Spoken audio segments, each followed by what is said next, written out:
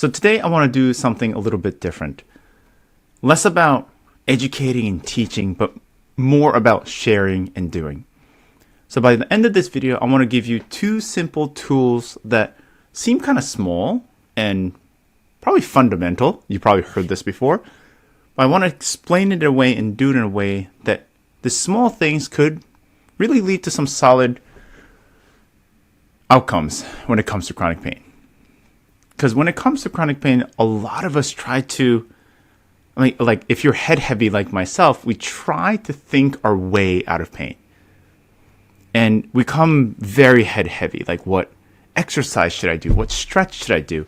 What supplement should I take? How do I do this? How do I fix this? And yes, structure does matter in certain moments, in certain times. When it comes to chronic pain, the structure itself usually is not the driver of the pain. And understanding your nervous system becomes a more fundamental conversation in the process.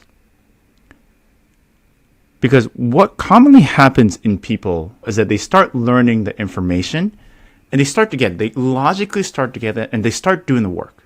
And they start doing it. They go for it. Because a lot of us is hardworking, perfectionists, high achieving people. So you start to do it, but it gets stuck. And one of the reasons is because we are doing it unconsciously and accidentally, by the way. We start to do it in the same behavior that we were doing it before. So we try to do it perfectly. You push through, you can't stop, you give 110%. And what happens is we create even more pressure. So we still stay in the same treadmill. So one of the key things here is for our nervous system to go from a place of survival, like fight or flight, I have to give it 100% in order to do something, to slightly calmer or slightly more regulated, because that's when neuroplasticity can happen, where you can actually start to do things a little differently. So the first thing is to find ways for us to become present. And if you're someone that hates meditation, this is a great one for you. Because you're like, meditation is like you're watching your thoughts, etc. And one of the key things that I'm learning right now is how do we be with our senses? So the key thing here is using our senses and using our senses to do the talking. So if you can take a moment here, I like to use our fingertips. So take a moment here and pick a choose object within reach. A blanket, your desk, whatever it is. And slowly run your fingertips against it. And just run it through. And while you do that, I want you to passively receive the sensation instead of letting your brain predicting it. So let's say, for example, you're touching the desk. And if you kind of touch the desk and you immediately go, oh, this is wood or this is metal, know that these are mental concepts that the brain has already predicted. And this is the brain predicting already. So what I want you to do is the best you can. It's almost like close your eyes and imagine you're touching something that you don't know what it is. And let your touch do the thinking. So try to come up with about 3 words to really describe the texture that you're feeling through the fingers. Because the finger doesn't know metal. The finger does not know what wood is. So if you notice yourself saying things like, oh, this is shiny, remember that's through a visual sense. Or you smell the wood, know that that's more of a smell sense. But actually use touch words such as smooth or rigid, bumpy, grainy, thick, thin, soft, hard. And try to do your best by taking your time. And once you have about 3 words to describe, let's say the desk here, and for me, this desk is smooth. When I press on it, it's hard, it doesn't give much. and it's pretty rigid. This is where my fingers, and I'm just trying to feel it here. And I also notice like certain direction, it's almost like the grain goes this way. And if I go this way, it's a little bit bumpy. And once I have 3 words that I can use from touch senses, I go to the next one. This helps interrupt rumination because you're being with the touch before you put any meaning to it and story on top of that. And it helps us get back to our present moment. The second is breathing. You probably heard about breathing as being something helpful for everything. And there's different types of breathing to do, but I kind of want to add a touch sense here when we're doing it. And I want to share with you this breathing technique called the physiological sigh. So this physiological sigh is a breathing technique where they found out it's really helpful to regulate the person's nervous system. And this is how it goes.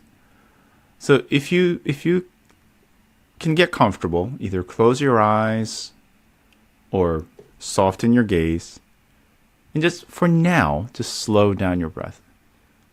Like in through that nose and out through the mouth. And you're just slowing down a little bit more than before, because when we are in a fight or flight stage, it is hard to make our breath deeper. And when you get a chance, put one hand on your chest and one hand on your stomach. And as you're breathing, just feel that stomach or the chest pushing into the hand.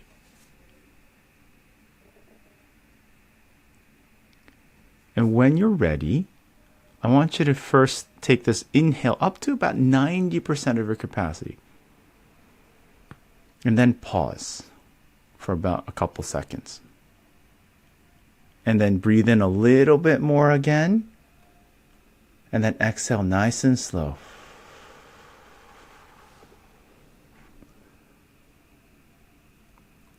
Breathe into your stomach or the chest about 90% of inhale. Take a second or two pause. Then inhale one more time. And exhale slowly. As if you're rolling out through a stroll, gently but slowly. And try that a few more times.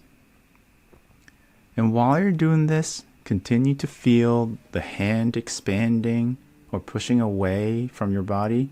And as you exhale, it's just kind of starting to shrink. And notice the expansion as you heal. Notice the softening as you exhale. And the reason why I wanted to talk about this is after you finish, just notice how your system feels. Does it feel a little calmer? Does it feel a little more relaxed? Because when we can connect back to our touch and to our breath, it helps us interrupt from feeling something and then boom, coming to our meaning and story that comes along with that. This helps us stay in the present moment the best we can to help us ground. And when our nervous system is in a place of a little calmer, it helps us do things a little bit differently. This is where neuroplasticity can help. And if this doesn't make you feel immediately calm, I just want you to know you're not alone. You're not doing this wrong. It just means that maybe the words that I use or the environment that you're in or how you're doing it may not resonate with you. And for some people, different words feel better or different touches feel better.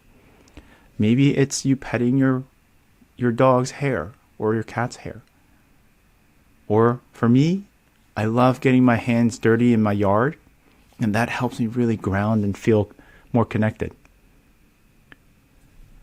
So if this helps your system even like 2% or even 1%, that matters. And that accumulated starts to create that change slowly but surely.